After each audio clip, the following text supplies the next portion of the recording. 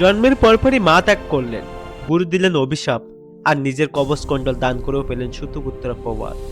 মহাভারতের সব থেকে শক্তিশালী যোদ্ধা ও শর্ত কেন কর্ণের জীবন ছিল অপমান বঞ্চনায় ভরা। আজ শুনবো সেই দানবীর কর্ণের গল্প, যাকে ভাগ্য বারবার প্রতারণা করেছে।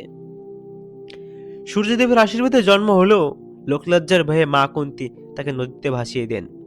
রাজপুত্র হয়েও তার পরিচয় হলো এক সারথীর ঘরে। নিয়তি তাকে জন্ম থেকেই শ্রেষ্ঠ থেকে বঞ্চিত করেছিল। অস্ত্র শিক্ষার জন্য তিনি গুরুর কাছে মিথ্যা বলতে বাধ্য হয়েছিলেন, কিন্তু যখন সত্য প্রকাশ পেল, গুরু পরশুরাম অভিশাপ দিলেন, সবচেয়ে প্রয়োজনের সময় তুমি তোমার সমস্ত বিদ্যা ভুলে যাবে। এই একটু অভিশাপই তার জীবনের মোড় ঘুরিয়ে দেয়। অর্জুনকে ভাসাতে দেবরাজ ইন্দ্র ব্রাহ্মণের ছদ্মবেশে তার জন্মগত কবচকুণ্ডল ভিক্ষা চাইলেন। কর্ণ জানতেন এটা ষড়যন্ত্র, তবুও দানবীর কর্ণ নিজের শরীর থেকে রক্তাক্ত কবচ কেটে দান করলেন, হাসিমুখে বরণ করলেন মৃত্যুকে।